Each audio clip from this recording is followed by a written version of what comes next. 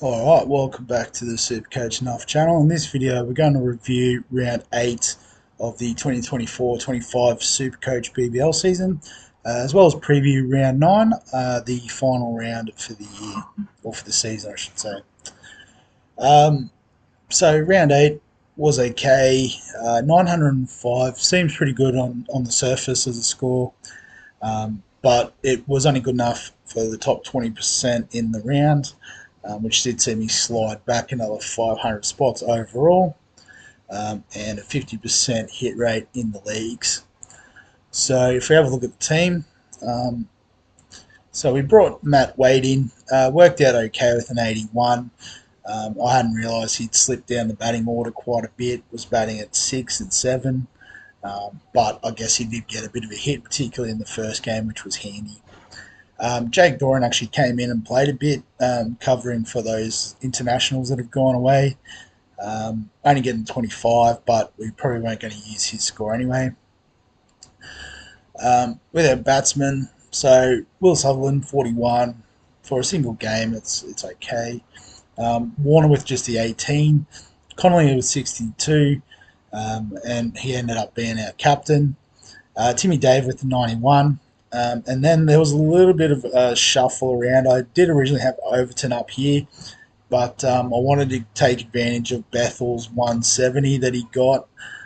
So with a bit of manoeuvring and a bit of luck that Liam Scott didn't end up playing in the 11, I managed to capture that score, which was nice. Constance with 68 would have been nice in the place of Warner, but these things happen. And then with our bowlers, so Tom Rogers with just the 42, Jamie Overton with 102. Abbott got benched as part of the reshuffle, which worked out to be the right call with just the 8. But unfortunately, I'd captained Chris Jordan and didn't pick up on the news that he'd missed the first game. And as it turned out, he didn't play the second game. So he did end up getting Sean Abbott's 8, although I'm pretty sure that would have been the score that dropped off the 11. Chowdhury with 122 was good. Zamps with a 21 and Johnson with a 93 in a single game is really handy as well. So in terms of the game days, so the leagues, and the first league, LA Knight would be too good in the end with a 950. So I guess captaining Chowdhury was the way to go there. Mitch Owen with a 219. So yeah, definitely the regret of the season was not sticking with him in that first round, trying to loophole. It's definitely cost me in the long run. Ellis and Meredith as well, so that's always pretty handy having all those bowlers from the Hurricanes. Yeah, so that was the difference in the end. Nice captaincy, and having a few of the big assets from the Hurricanes.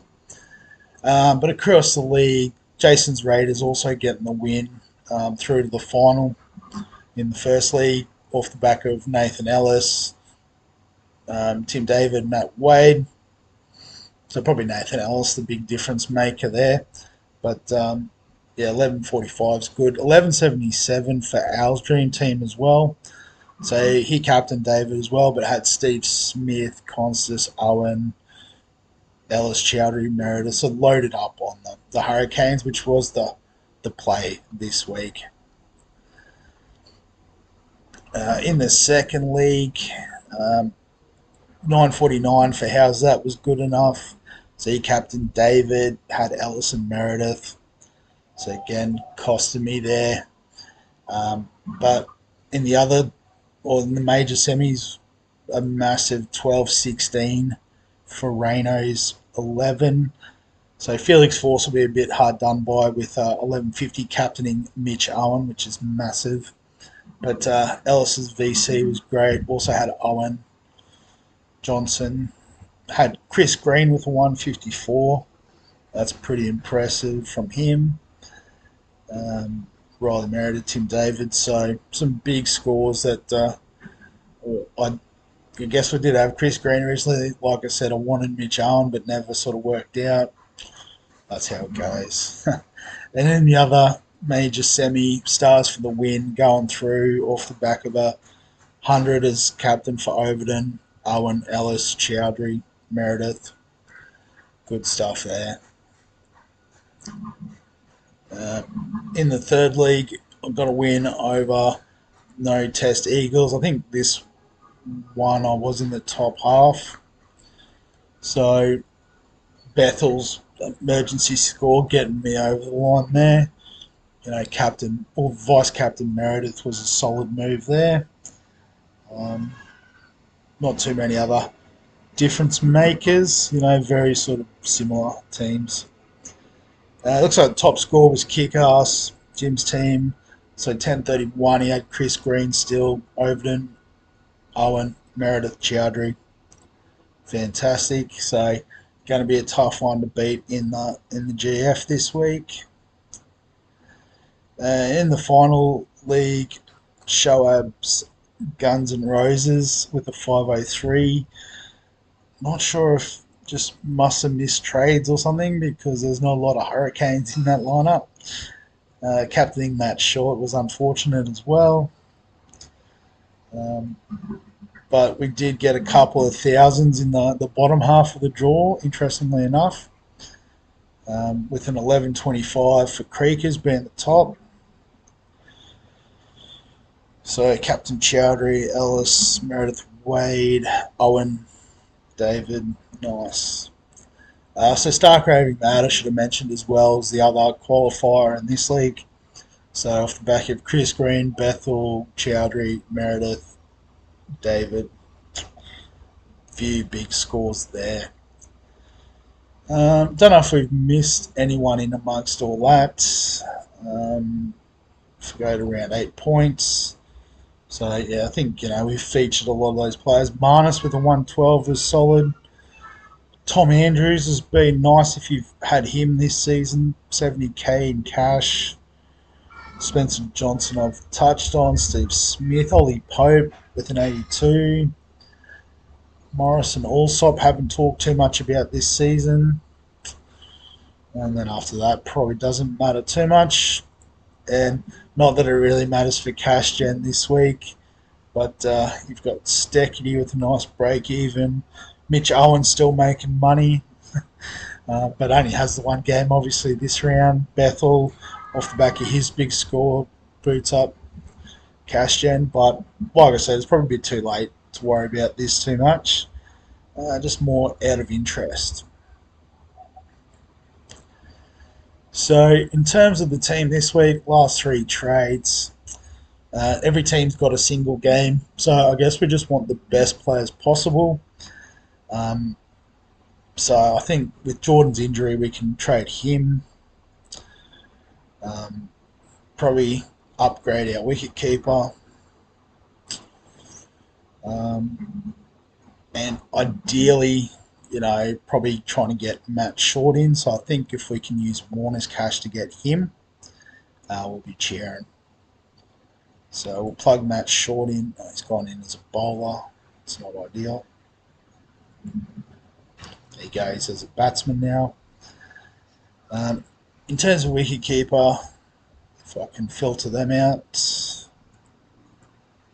I think the safe choice, for lack of a better term, Josh Phillippe opening the batting at the Sixers.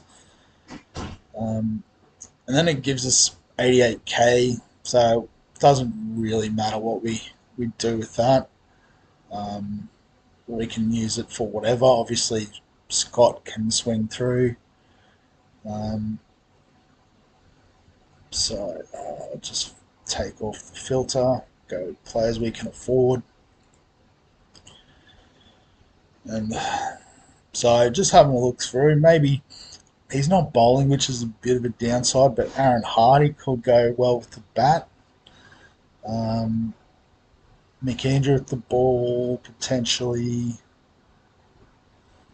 After that, probably doesn't matter too much. So I might just plug Aaron Hardy in as an all-rounder that has that bit of potential.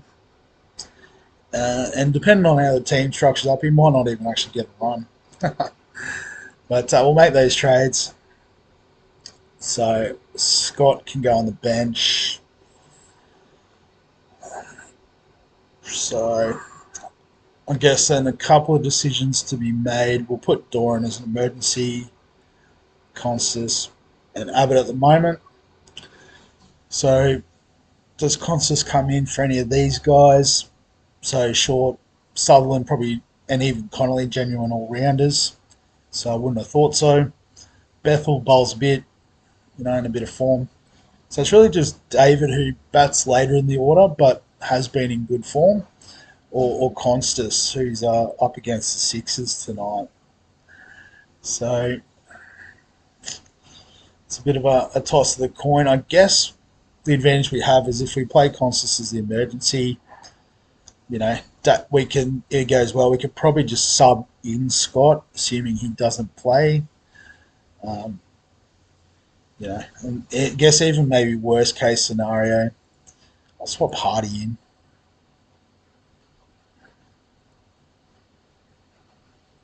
Put Abbott in the team.